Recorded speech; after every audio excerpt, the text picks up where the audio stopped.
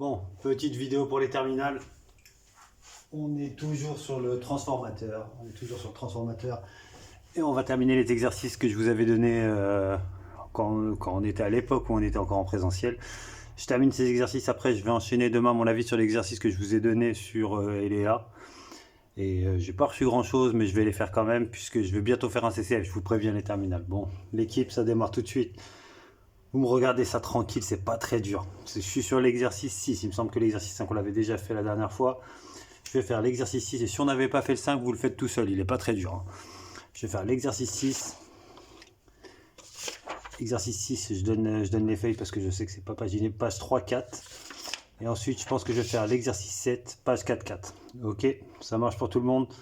Ça va être rapide, ça va pas être très compliqué. Déjà, je vais rappeler les formules, ça va être rapide. Les formules n'ont pas changé. Alors, quand on a un transformateur, je vous redessine le transformateur. Alors, je sais pas si on voit bien. Je vais laisser la feuille ici. Transformateur, il y a toujours un circuit primaire, qu'on appelle primaire. On met toujours des indices 1 dessus et un circuit secondaire. Ok. Ici, je fais quasiment le même nombre de spires, mais vous vous rappelez, il n'y a pas le même nombre de spires. D'ailleurs, le nombre de spires, ici, on l'appelle N1. Le nombre de spires ici, on l'appelle N2. Ok. La tension qui arrive dans le primaire, c'est U1. C'est ce qui arrive, c'est l'entrée en fait. L'intensité, c'est I1. Et de l'autre côté, c'est la même chose avec des indices 2. La tension du secondaire, ça va être U2. Et l'intensité du primaire, bon, je l'oriente dans ce sens-là parce qu'elle est vraiment orientée dans ce sens-là, mais si vous ne comprenez pas pourquoi, c'est pas très grave. C'est l'intensité qui ressort de l'autre côté. Ok. Donc, comme d'habitude, il y a une formule importante, une seule formule pour le transformateur. Hein. Je parle pour le transformateur, c'est M égale M, le rapport de transformation. On appelle ça le rapport de transformation. C'est U2 sur U1. C'est la même chose que N2 sur N1, le nombre de spires du 2 divisé par le nombre de spires de 1. En gros, si j'ai 10 fois plus de spires dans le secondaire, ben, la tension est 10 fois plus grande, ça va dans le même sens. Sauf que c'est inversé pour l'intensité, c'est I1 sur I2. Ok pour tout le monde. En gros, pareil, hein, si j'ai 10 fois plus de spires dans le secondaire, ben, l'intensité va être 10 fois plus petite. Ça, c'est pour conserver ce qu'on appelle la puissance apparente. D'ailleurs, je peux rappeler les formules tout de suite pour les puissances en monophasé. Voilà, puissance qu'on appelle apparente. Rappelez-vous, la puissance apparente, c'est pas un P. La puissance apparente, il y a le mot apparent. Donc, c'est pas une vraie puissance, on la note S. S égale U fois I. Ok, ça, c'est la puissance apparente. Alors, si ça, c'est des volts, la tension, l'intensité, c'est des ampères, normalement, vous êtes au courant, hein. Ben, la puissance apparente, on la note en volt-ampère. Alors qu'en général, une vraie puissance, on la note toujours en watts. Et je redonne la formule des puissances. La puissance, c'est U fois I fois cos phi. En fait, la seule différence avec la puissance apparente, c'est qu'on rajoute le facteur d'ici, qu'on appelle le facteur de puissance. C'est très important, le facteur de puissance. Et là, cette fois-ci, la puissance, ça va être des watts. Toujours des volts, toujours des ampères. Et un cosinus n'a pas d'unité. Cos phi, il n'y a pas d'unité, aucune unité. Ok, ça marche pour tout le monde. Bon, ça c'est le seul truc qu'il faut savoir. J'ai déjà fait des vidéos. Si vous avez raté ça, vous regardez les vidéos que j'ai déjà envoyées. J'ai déjà envoyé 2 vidéos là-dessus. Vous regardez, c'est pas très compliqué. Mais là, ce qu'on va utiliser surtout aujourd'hui, c'est ce qu'il y a au-dessus. Merde, j'ai oublié de prendre un truc pour effacer. Je prends un truc pour effacer vite fait. Ok, c'est bon. Donc en fait, je pense qu'on va utiliser quand même la puissance apparente puisqu'on en a besoin ici.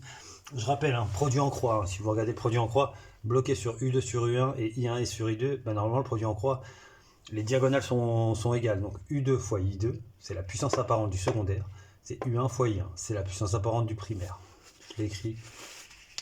Regardez les petits produits en croix ici, là, bloqués sur ça, sur juste cette partie-là. Oubliez les spires. U2 fois I2 égale U1 fois I1. Donc ça, c'est la puissance apparente du secondaire. C'est la puissance apparente du primaire. Alors c'est souvent utilisé dans les transformateurs parce que c'est souvent ce qu'on vous donne. Hein. On vous donne souvent des puissances apparentes. Donc si vous savez ça, vous savez tout pour le CCF. Donc je vais faire une correction d'exercice, vraiment un exercice de bac pro. Vous allez voir, c'est pas très compliqué. Je vous demande de regarder ça. Je vous demande même de le faire avant de... Je vais même effacer tout. J'efface tout. Je vous demande même d'essayer de le faire sans moi. Essayez de le faire sans moi. Bloquez la vidéo. Hein. C'est une vidéo, ça sert justement à ça.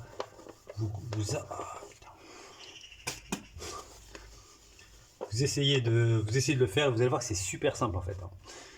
Et on va avoir un CCF, je pense, si c'est pas la première semaine de présentiel, ça risque d'être la deuxième semaine de présentiel. Donc mettez-vous au courant, c'est pas très compliqué. Alors, exercice 6. Exercice 6, et c'est la feuille 3 sur 4 que je vous ai donnée. Alors, afin d'obtenir des jets d'eau, la réserve blablabla, blablabla. Par mesure de ce que c'est blablabla, blablabla. Regarde directement les valeurs. En fait, vous allez toujours avoir une fiche, une plaque signalétique où il y a tout ce qui est important. Alors, transformateur monophasé. En plus, c'est la plaque signalétique d'un transformateur monophasé. On vous parle de 200 volts ampères. 200 volts ampères, rappelez-vous. Ça, quand vous voyez des volts ampères, c'est une puissance apparente, c'est le S. Alors vous pouvez vous poser la question, est-ce que c'est la puissance apparente du primaire ou du secondaire? Ben, c'est la même, c'est pour ça qu'on vous en donne qu'une seule. On ne se prend pas la tête, en fait, c'est la même chose que la puissance apparente du primaire et du secondaire, en fait. C'est la même chose, puisqu'elles sont égales. Ok. Primaire 230 volts, secondaire 24 volts. Primaire. Donc on a les tensions et on a aussi les fréquences 50-60 Hz. Alors ça c'est la fréquence du secteur classique, hein, c'est du 50 Hz. 2 secondes, je vérifie ici. On voit bien la feuille. Ouais, je pense qu'on voit bien le tableau. Je suis pas sûr, mais si au pire je referai une vidéo demain. Ok. Donc on va regarder ça rapidement. Ça c'est vraiment un exercice de bac pro, hein. Bac pro 2005. C'est censé être même plus compliqué que ce que vous allez avoir. Sous quelle tension est alimenté le primaire? Oh, c'est une question. Carton, faut juste savoir lire. Primaire 230 volts. Primaire 230 volts. Alors je rappelle à tout le monde, hein. On va même le noter U1, ça sera beaucoup plus propre. Comme ça, vous n'allez jamais vous planter. Primaire, hein, U1, c'est 230 volts. Je rappelle à tout le monde, c'est une tension efficace en vérité. 230 volts, quand on vous dit qu'il y a du 230 volts à la maison, c'est une tension efficace, c'est une tension avec un voltmètre. Si vous prenez un oscilloscope, ben, ça va monter beaucoup plus haut en fait. Il y aura le Umax, et Umax en gros c'est du 300 volts, un peu plus de 300 volts. Ok, je peux même vous dire c'est combien exactement, parce qu'en fait il fallait diviser par racine de 2, donc on va multiplier par racine de 2, fois 1,41, on va prendre une approximation de racine de 2. En gros c'est du 325 volts. En fait ça va monter à plus 325, moins 325, plus 325, et ça va faire ça 50 fois par seconde, c'est ça le 50 Hz. Ok, Hertz en fait c'est la fréquence. Ok. Donc tout ça pour vous dire que quand vous mettez un voltmètre, par contre, c'est ce que vous allez faire plus tard quand vous allez mesurer des machines. Je parle pour les climatiseurs, mais je parle même pour les RA. Les RA, quand on va vous demander de mesurer une tension, vous allez toujours avoir un voltmètre, il n'y aura qu'une seule valeur, c'est toujours la tension efficace au final. Parce que la tension que vous avez à chaque fois, elle est alternative. Donc 230 volts, c'est juste de la lecture. Sous quelle tension est alimentée la motopompe au secondaire? On vous demande la tension, c'est marqué secondaire 24 volts. C'est un gag. Les premières questions en général c'est de la lecture. Même le jour du CCF c'est toujours comme ça en physique, hein. Les premières questions c'est quasiment de la lecture, hein. 24 volts, c'est juste savoir si vous connaissez vos unités. Donc quand j'ai U2, U1, je sens qu'on va me demander le rapport de transformation puisqu'on a la formule. Quel est le rapport de transformation arrondi à 10-1 de ce transformateur? Je rappelle la formule je vais l'écrire d'une autre couleur, histoire que... Alors ça c'est la formule. Le rapport de transformation comme je vous ai dit, c'est N2 sur N1. Le 2 sur le 1, pareil pour la tension, ça va dans le même sens, et l'intensité, ça va dans l'autre sens. Alors, comme je vous ai déjà toujours dit, quand vous avez cette formule-là, mettez déjà des étoiles sur ce que vous savez. Vous connaissez U1, U2 et U1. Ok, bah, vous les connaissez forcément, le rapport, ça vous donne, c'est égal au rapport de transformation, et c'est ce qu'on vous demande ici. Donc la question 3, c'est du carton. Le rapport de transformation M, vous allez utiliser le fait que c'est U2 sur U1. Et ça va correspondre à 230. Pardon. Faites gaffe, ça arrive souvent de faire cette erreur-là. Bon, enfin, moi, ça m'arrive souvent, c'est d'inverser les tensions. U2, c'est ce qu'il y a dans le secondaire, c'est 24 sur 230. On vous demande d'arrondir à 10-1. 10-1, en fait, arrondir à 10-1, ça veut dire arrondir à 0,1. C'est en gros un chiffre après la virgule. Ok pour tout le monde? Bon, les puissances de 10, si vous galérez, c'est pas très dur, hein. 10-1, c'est 1 divisé par 10, c'est 1 dixième en fait. Donc on va faire le calcul, 24 divisé par 230, ça fait 0,104. J'ai écrit le chiffre en entier, bah après on fera l'arrondi pour bien vous rappeler comment on fait les arrondis, vous perdez des points souvent là-dessus. Quand on vous demande d'arrondir à un chiffre après la virgule, il y a une barrière ici. Regardez ce chiffre là, c'est un petit ou c'est un grand. De 0 à 4 c'est les petits, de 5 à 9 c'est les grands. Ok, 0, 1, 2, 3, 4 c'est les petits. 5, 6, 7, 8, 9 c'est les grands. Ok. Donc là, 0, il n'y a même pas de question à se poser, on sait que c'est un petit. Donc le rapport de transformation à 0 après, c'est 0,1. Ça va pour tout le monde? Bon, jusqu'ici, il n'y a rien de compliqué, mais c'est vraiment le genre de truc que vous avez au bac, hein. Ça peut se faire très vite, hein. Suppose que le transformateur supposé parfait fonctionne dans les conditions nominales. Le secondaire est traversé par un courant d'intensité efficace I2. Calcule la valeur de la blablabla I2. Calcule la valeur efficace de l'intensité I2. Arrondir le résultat à 10-1. On vous demande de calculer I2. Ok, comment je fais pour calculer I2? Je rappelle. Je vais vous faire montrer, comment on fait quand on se plante. On peut se dire, je vais essayer d'avoir I2. Ici, je mets un point d'interrogation quand je ne sais pas. Mais pour l'avoir, en fait, il faudrait avoir I1 pour faire un produit en croix. Vous le voyez, ou soit même en utilisant le rapport de transformation, M vous l'avez, I2 vous le cherchez, mais I1 vous l'avez pas. Il vous faut I1. Donc c'est mort, c'est pas avec cette formule que vous allez l'utiliser. On va utiliser une autre chose, un truc beaucoup plus simple, c'est la puissance apparente. Alors la puissance apparente, je rappelle pour tout le monde, on veut I2. Donc on va utiliser la puissance apparente S2. En fait, S2 c'est U2 fois I2. Et on va voir que dans la formule, on l'a tout de suite. S2, c'est U2 fois I2. Ça c'était la question un peu technique, mais en réalité c'est rien du tout. C'est U2 fois I2. Et là on se dit, là si je l'ai, S2 c'est la puissance apparente, mais c'est ce que j'avais, c'est la puissance tout court, c'est le S, c'est le 200 volts ampères. Donc ça, je l'ai. Ça va pour tout le monde. U2 c'est la tension dans le secondaire. Est-ce que je l'ai? Oui, c'est 24 volts. Je l'ai. Le I2 je peux l'avoir. Ok, ça va pour tout le monde. Donc je remplace, ça va faire 200 égale U2 24 fois I2. I2 que j'ai pas. Ça va pour tout le monde. Fois 24, je le jette de l'autre côté, transformant divisé par 24. I2, c'est comme ça qu'on isole, je rappelle, si vous avez oublié ça, c'est que vous avez perdu le combat les enfants. Donc il me reste à faire 200 divisé par 24, et on me demande d'arrondir à, excusez-moi je regarde, pareil, à 0,1, un chiffre après la virgule. Donc c'est 200 divisé par 24. Ça fait 8,33333. 3 c'est toujours un petit 1. 8,3333, je ne vais pas vous le refaire 10 fois 1. Comme 3 c'est un petit, ça fait 8,3 ampères. Ça va pour tout le monde? Bon, c'était la question un peu technique, mais forcément, si vous voyez que vous ne pouvez pas faire ça avec cette formule-là, c'est forcément avec les puissances apparentes pour le transformateur. Il n'y a que 2 formules vraiment utiles dans un transformateur. Ça va? J'espère que ça va. Si ça ne va pas, regardez les vidéos de cours, c'est pas très compliqué. Question d'après, le rendement, il y a toujours une histoire de rendement, mais le rendement c'est vraiment un truc technique. Ok. Et après, il y a même une histoire de carcasse métallique justifiée reliée à la Terre. Oh, ça c'est un cours de seconde, mais ça c'était vrai, c'était les bacs d'avant. Les bacs d'avant, en fait, c'était sur tout le programme. Nous, ça va être exclusivement sur le transformateur. Je pourrais sauter les questions, mais je ne vais pas les sauter parce que ça va vous faire un peu de culture. C'est pas un truc de fou. Okay. Et après, on passera à l'autre transformateur qui est un peu plus simple, qui est plus classique en tout cas. Ok, je vais faire les questions. Alors, on vous parle d'un rendement. On vous dit que le rendement c'est 70%. On considère que la puissance absorbée par le moteur est égale à la puissance nominale du transformateur. Calculer la puissance utile du moteur. Ok. Je vais vous expliquer ce que c'est. Alors j'efface tout ça, bon là ça va être limite un peu hors programme, Non, c'est à votre programme, mais c'était des cours qu'on avait fait. C'était de la sécurité électrique, c'est les premiers cours qu'on faisait en seconde, mais voilà, c'est à l'époque des bacs, 2005, c'est à l'époque où les bacs c'était sur tout le programme. Donc il y avait toujours une question comme ça, mais j'espère que vous vous en rappelez. Si vous en rappelez pas, c'est pas très grave, je vous explique ça en rapide. Ok, on va commencer par le rendement. Qu'est-ce qu'on appelle un rendement? Quand on dit que le rendement c'est 70%, c'est en gros, vous savez très bien qu'il y a toujours une perte d'énergie. Ok, en gros, quand je sais pas, j'ai un moteur, je lui envoie de l'électricité, il absorbe une puissance. La puissance c'est le U fois I que je lui envoie. Ok, le U fois I fois cos phi, même si on est un peu plus technique. Mais on va dire que le cos phi est égal à 1. On va dire que c'est juste U fois I, parce que là on a un transformateur, ça va être juste la puissance apparente, ça va être U fois I. Je lui envoie une puissance électrique, donc il reçoit une puissance électrique. Et je récupère une puissance mécanique. Qu'est-ce que j'appelle une puissance mécanique? En fait, c'est que le moteur tourne. En fait, pensez une voiture électrique, vous lui envoyez la batterie, la grosse batterie envoie du jus, et la voiture roule. Ok, donc vous gagnez une puissance mécanique. La puissance mécanique, en fait, c'est le fait de faire tourner les roues. Ça va pour tout le monde? Donc en fait, on va faire un petit schéma comme ça, c'est les schémas classiques. Je lui envoie une puissance électrique.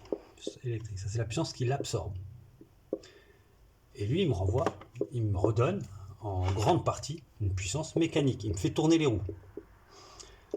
Mais entre-temps, vous avez remarqué que sur tous les moteurs, ça chauffait. Et bien cette chaleur-là, elle vient d'où? Elle vient de la puissance absorbée, elle vient de la puissance électrique en fait. C'est que le moteur n'arrive pas à tout convertir en puissance mécanique. Sinon, le rendement dit que c'est 100%. C'est que si j'envoie 100 joules, il me renvoie 100 joules de mécanique. Mais ça n'arrive jamais ça. Même pour vos ampoules. Alors pensez à une ampoule.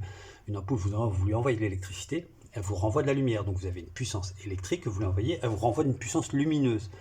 Mais quand vous touchez l'ampoule, en général, elle est chaude. Donc elle envoie aussi de la chaleur. Elle perd de la chaleur. Enfin, c'est des pertes en général. Donc ici, il y a toujours des pertes. Et des pertes, c'est souvent la chaleur. Ok. Ben, le rendement, en fait, c'est qu'est-ce que j'arrive à récupérer. Quand on vous dit que le rendement, c'est 70%, c'est en gros, quand je lui envoie 100 joules d'énergie, il arrive à m'en récupérer que 70 en puissance utile, ce qu'on appelle la puissance utile.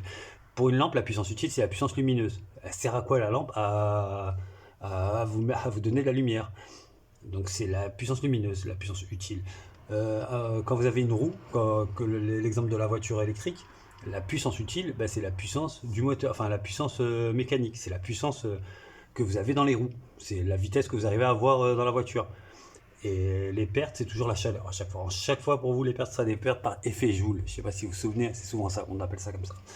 Donc quand vous dites qu'un rapport, c'est que le rendement c'est 70%, c'est en gros que pour 100 joules qui arrivent, j'ai 70 joules récupérés ici. Et j'ai 30 joules perdus en chaleur.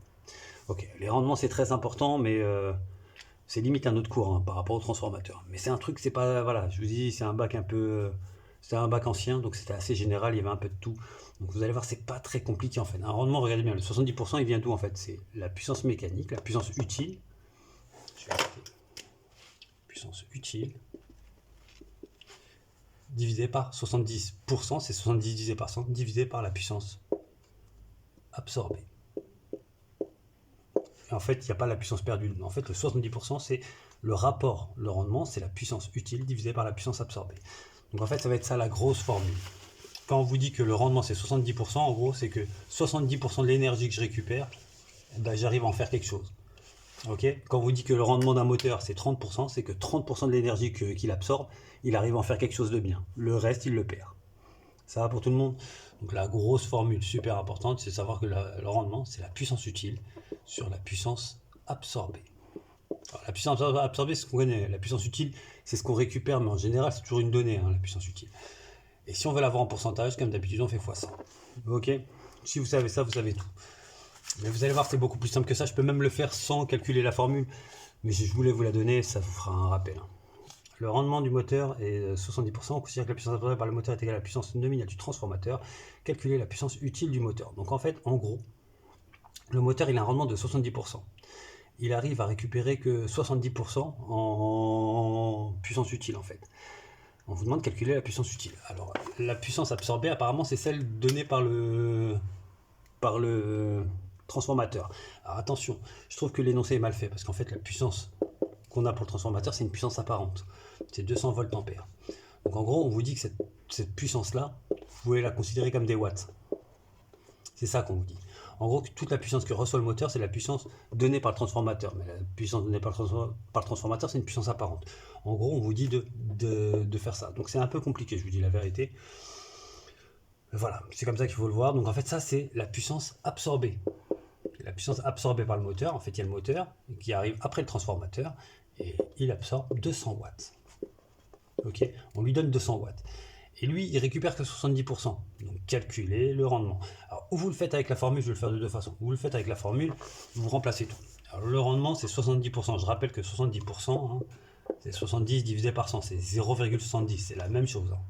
Donc, le rendement, c'est 0,70 égale la puissance utile que je ne connais pas, divisé par la puissance absorbée, 200 watts. Vous voyez tout de suite que pour avoir la puissance utile, je fais 200 fois 0,70. Ça va pour tout le monde. Ou soit vous le faites en plus logique. Vous dites, quand je sors du transformateur, j'ai 200 watts. Et moi, je récupère en puissance utile que, si vous avez bien compris ce que c'était que la puissance utile, je récupère que 70%. Si vous avez compris ce que c'est que le rendement. Donc si vous avez compris ça, je vais vous calculer 70% de 200 watts. C'est juste faire le calcul de 200 fois 70 divisé par 100. Et ça fait exactement la même chose. Ça va pour tout le monde? Bon, ça se fait... ouais, c'est pas très dur. Ça se fait de tête, ça. Ça fait 2,70, ça fait 140. Alors, j'explique pour tout le monde comment j'ai fait. Croyez pas que c'est un truc de machine. Je fais pas ces calculs, je fais pas 200 fois 0,70. Les zéros, je les tue tout de suite. Et ça fait 2 fois 70. 140 watts. Donc en fait, la puissance utile, c'est ce que je récupère derrière le moteur. Si par exemple le moteur était censé faire tourner une bielle ou un truc, il fait tourner avec une puissance de 140 watts. Et combien j'ai perdu? J'avais 200 watts, j'ai plus que 140 watts qui font tourner. J'ai perdu 60 watts. 60 watts, c'est quand je vais toucher le moteur, je vais sentir une chaleur. C'est les pertes en fait. Ok, ça va pour tout le monde. Bon, cette question était un peu compliquée et était un peu hors sujet par rapport au transformateur. Vous avez vu que je ne parle pas de formule du transformateur, de rien du tout. Mais voilà, c'est une question de rendement. Le rendement, c'est ça. Quand on vous dit que le rendement, c'est 30%, c'est qu'en gros, la machine absorbe de l'énergie et elle arrive à en transformer que 30%. Le reste, c'est des pertes. Okay, si je vous dis que le rendement, c'est 85% d'une machine, c'est un très bon rendement. C'est qu'en gros, la machine, elle absorbe de l'énergie électrique et elle arrive à en ressortir, elle arrive à en utiliser bien que 85%. Donc calculer 85% de l'énergie qu'elle reçoit. En gros, c'est ça la puissance utile. Okay, la puissance utile, d'ailleurs, vous le voyez sur la formule, la puissance utile, c'est le rendement fois la puissance absorbée. Ok. Bon, c'est un peu compliqué, il y aura peut-être une question sur un rendement, mais je referai un autre exercice sur un rendement. Il me semble que j'en ai déjà fait un sur l'exercice 1, mais c'était en cours. Alors, il y en a qui ont déjà raté ce cours-là, il me semble, donc je referai un petit truc sur le rendement. C'est toujours bien de savoir, mais on vous demandera rarement des calculs de rendement. Ok. Bon, et la dernière question, elle est encore plus hors sujet, mais ça on l'avait fait, mais il me semble qu'on l'avait plus fait en seconde. La carcasse métallique du transformateur doit être reliée à la terre. Justifiez pourquoi. La carcasse métallique de 1, quel appareil doit-on utiliser sur la ligne d'alimentation conjointement avec la mise en terre des masses métalliques pour protéger les personnes contre des contacts directs? Justifiez la réponse. Ouais, mais ça c'est vraiment un cours sur la sécurité électrique qu'on avait fait il y a longtemps. Mais je vais quand même l'expliquer, c'est pas très dur. Alors rappelez-vous, c'était moi je vous l'expliquais avec la machine à laver. Rappelez-vous quand vous avez une machine à laver, vous faites un déménagement. La machine à laver, il y a une prise, ok, et qui est branchée à une phase, un neutre, et il y a aussi la terre. On va faire comme s'il n'y avait pas la terre, ok. On fait comme s'il n'y avait pas la terre. Il y a juste la phase et un neutre, ok. Vous faites un déménagement. Alors ça, c'est relié au moteur. Il y a deux fils. Je vais faire deux fils. Un rouge. Ça, on est à l'intérieur. Hein. Je suis désolé, vous savez très bien que je ne suis pas très bon en dessin. Mais ça, c'est bien de le comprendre, mais vous en faites pas. Hein. Tout ce que vous avez à la maison, si c'est des grosses machines, il y a une terre. Donc, on est à l'intérieur, là. Dès que je suis en rouge, je suis à l'intérieur. On est à l'intérieur, tac, il est relié à un moteur. Un petit moteur. Le moteur, il fait tourner le tambour. Ok, il fait tourner le tambour. Ok. Admettons que vous faites un déménagement. Et sans faire exprès, vous faites tomber la machine à laver. Et sans vous en rendre compte, le fil de phase se déconnecte du moteur et va sur la carcasse métallique. Qu'est-ce qui va se passer quand vous rentrez chez vous? Vous branchez ça sur le secteur. Vous mettez sur du 230 volts. Ça va alimenter. Et ça va charger la carcasse. Enfin, ça va charger.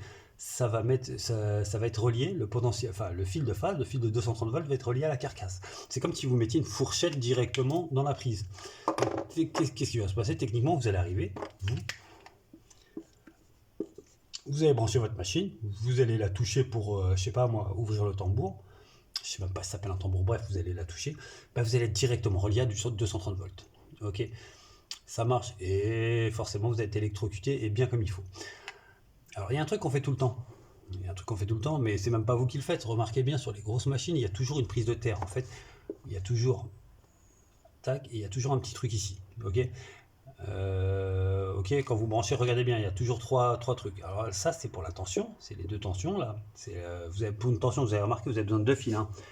Enfin, le plus, le moins, c'est ce que vous appelez le plus, le moins. Mais en fait, c'est pas tellement un plus et un moins. C'est ce qu'on appelle ici la phase et le neutre. Ok. Là, il y a toujours la terre. En fait, la terre, c'est vraiment un fil qui est relié à la terre au sol, en fait. Hein. C'est aussi con que ça. Et ce qui se passe, c'est que ce fil-là, la terre, est toujours relié à la carcasse. Je vais mettre une autre couleur. Ah, je peux pas, j'ai pas d'autre couleur. Je vérifie si j'ai pas un petit vert. Si j'ai un vert, vous êtes beau. Non, j'ai un bleu, c'est bon. En fait, ce fil-là, la terre, c'est ce que je vais faire en bleu. Lui, il est relié à la carcasse. Ok. Et ça, c'est relié directement à la terre. Ok, donc en fait, qu'est-ce qui va se passer? C'est un truc très con. Vous branchez. Justement, le courant choisit toujours le chemin le plus simple. Vous le touchez, hein. Vous touchez le truc. Choisit toujours le chemin le plus simple. Et vous savez que votre résistance est plus forte que celle du cuivre. Le cuivre, c'est le fil en fait. Le fil bleu, là, tous les fils sont en cuivre. Le courant, il a le choix. Ou il passe par vous pour aller au sol, ou il passe par le fil de cuivre pour aller au sol, pour aller à la terre. Qu'est-ce qu'il va faire le courant? Le courant va toujours choisir en priorité le chemin le plus simple. Le chemin le plus simple, vous conduisez tous beaucoup moins que le cuivre. Hein. On est tous, hein, c'est normal. Donc ce qu'il va faire, vous allez brancher votre machine qui est endommagée ben, le courant, au lieu de passer par vous et aller vers le sol, ce qu'il va faire, c'est qu'il va passer par le fil de terre. Et il va aller ici. Donc ça va vous éviter de vous faire électrocuter. Vous allez sentir un tout petit peu de jus, mais rien du tout. En fait, vous êtes limite en dérivation avec un fil de cuivre, donc la résistance est très faible. Vous, votre résistance, en gros, la résistance d'un homme, c'est 1000 ohms.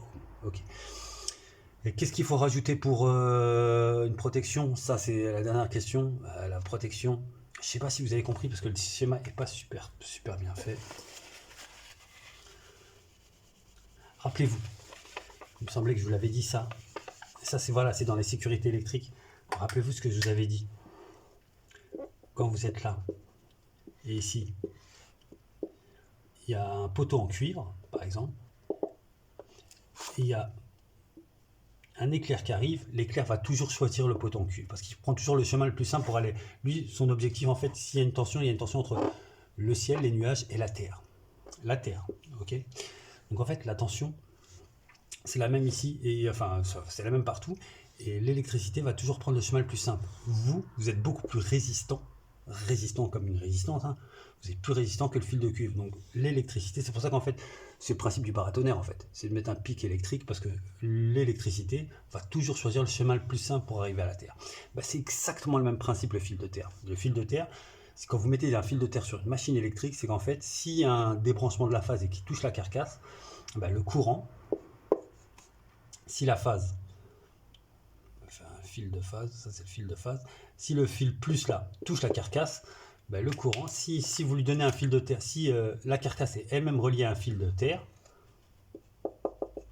ben, c'est un fil en cuivre, hein. Quand vous allez venir la toucher, ben, le courant il a le choix là. Le courant ici il a le choix entre ou passer, lui il veut aller à la terre, ou passer par vous, et vous êtes plus résistant que le fil de cuivre, donc il va choisir le fil de cuivre. C'est exactement le même principe que le paratonnerre. Ok. Bon, dernière question, c'était une question en carton, c'était que fallait-il faire, qu'est-ce qu'il faut rajouter? Ben, enfin, regardez chez vous, hein. Partout il y a des disjoncteurs qu'on appelle différentiels. Alors qu'est-ce que c'est qu'un disjoncteur différentiel? Justifier la réponse, parce que c'est pas trop mal, hein. Je vais vous expliquer c'est quoi le principe d'un disjoncteur différentiel. En plus c'est vraiment du magnétisme pur, c'est un peu compliqué, il y a un relais, il y a un redresseur et tout. C'est un peu compliqué en vérité, mais l'idée est simple. Le disjoncteur différentiel, c'est très simple comme idée.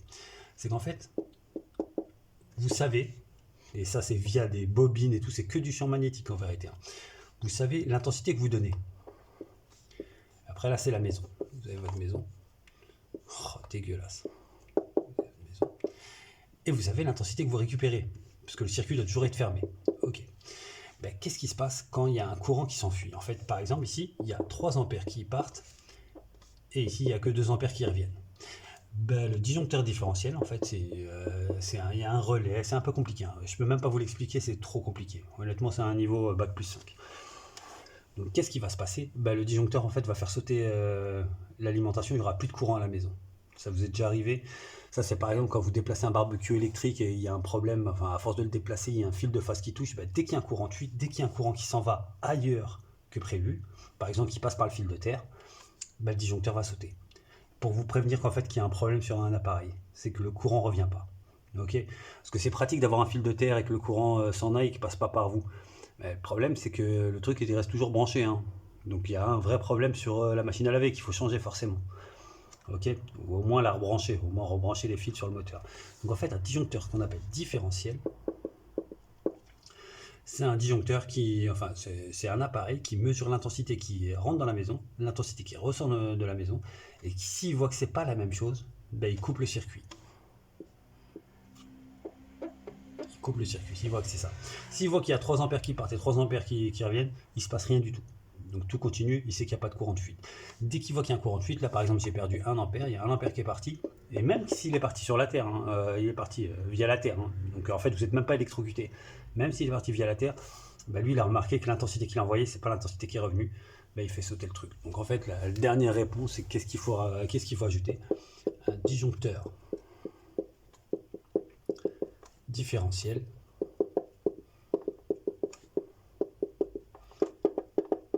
pour détecter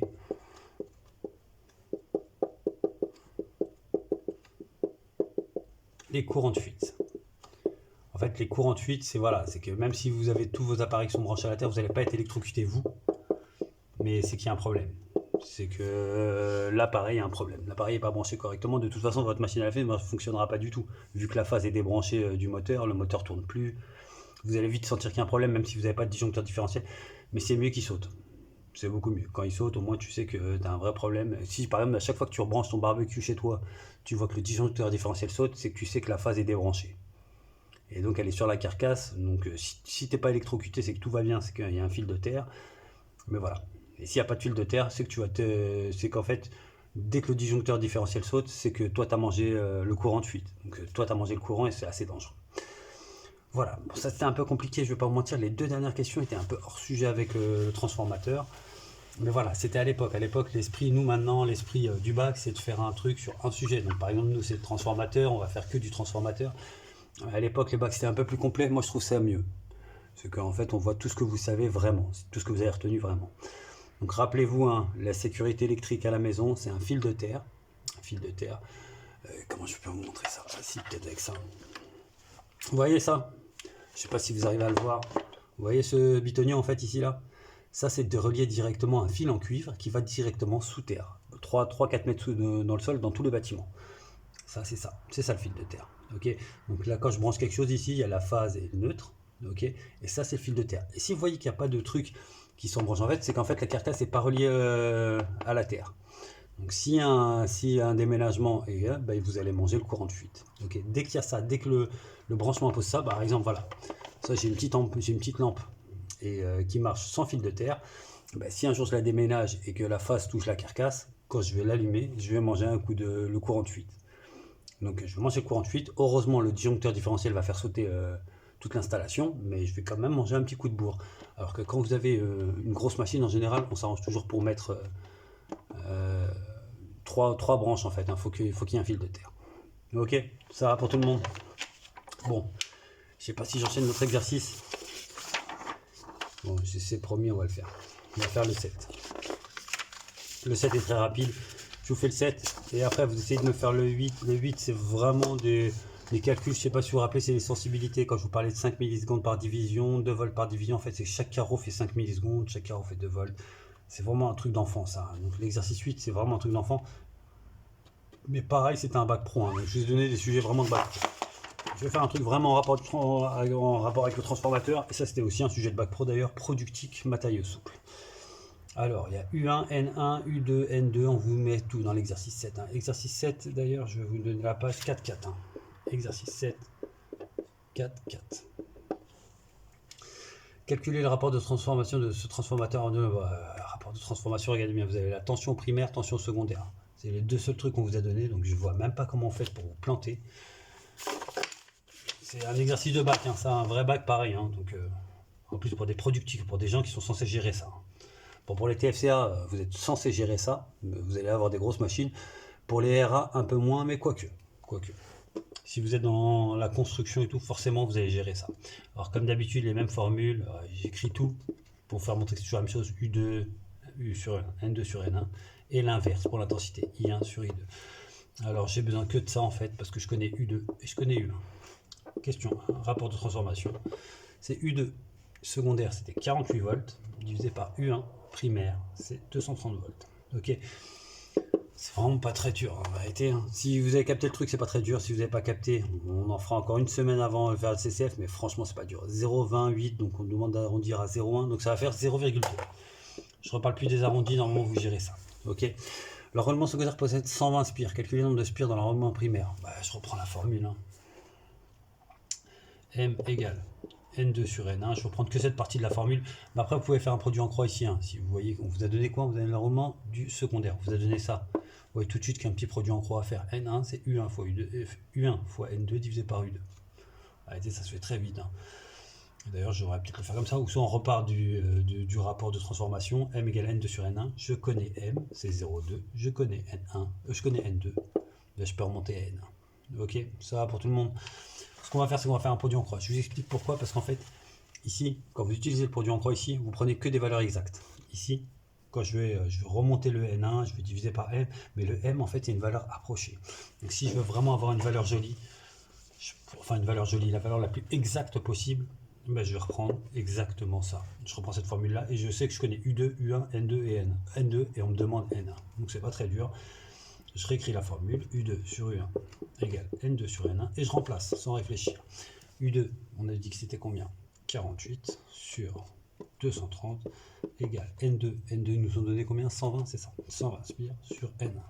Produit en croix, N1 égale 20, 120 fois 230 divisé par 48. Le produit en croix, rappelez-vous, il y a deux diagonales, une qui est pleine, une où il manque quelque chose. Et ben, vous multipliez celle qui est pleine, 120 fois 230 divisé par ce qui reste, 48. Ok, ça marche. Je calcule ça. Et je ne sais pas si vous arrivez à voir encore. Ok, ça fait 120 fois 230 divisé par 48. Ça fait 575. Si on avait pris le 0,2, je pense qu'on serait tombé sur un résultat 575. Je vais vérifier vite fait avec le 0,2. Si j'avais pris le 0,2, vous allez voir qu'on va forcément tomber sur un truc environ genre un 574 et tout. Mais c'est normal, si on fait un arrondi ici, bah forcément il y aura un problème. Donc c'était quoi? N1, donc ça va me faire N2, ça me ferait 120 divisé par 0,2.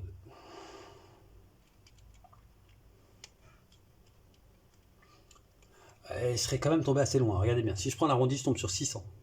Alors je vous dis la vérité, je pense que dans les corrections, celui qui a fait la correction de ça, il devait obliger à accepter les deux réponses. Puisque une fois que vous êtes parti avec l'arrondi, si vous faites les bons calculs, vous arriviez à 600. Si je partais de cette formule-là. M égale N2 sur N1. Mais le problème, c'est que M, j'aurais mis 0,2. Mais 0,2, c'est un arrondi. Donc c'est pour ça que la valeur va être forcément... ça va pas être la valeur la plus proche. N2, c'est 120. Donc si je remplace, je viens de faire le calcul, j'aurais trouvé N1 égale 600. Donc on est obligé de vous mettre des points. Parce que, mais essayez d'avoir assez de vis en fait. Si vous pouvez utiliser une formule où toutes les valeurs sont exactes et il n'y a pas un seul arrondi, faites-le. Ok l'équipe, bon, je vous laisse sur le 8 et demain je reviendrai sur les exercices que je vous ai mis sur le NT. Ça c'est l'exercice que je vous avais donné avant de partir. Donc je reviendrai demain sur l'exercice que je vous ai mis sur le NT. Je les ferai rapidement. Si c'est pas demain, vous les aurez mercredi. Donc regardez ça, essayez de vous mettre bien dessus. Si vous êtes bien dessus, le CCF en physique va être très simple. Et je pense qu'on aura le temps de faire qu'un seul CCF en physique. Et les CCF en maths, j'ai corrigé une bonne partie. Franchement, c'est très bien. Donc, plantez pas celui de physique, ça serait con. Surtout que le transformateur, il n'y a pas 20 000 formules. Si vous avez oublié les formules, regardez les vidéos d'avant. Bon, mes terminales, gardez la pêche. À la prochaine.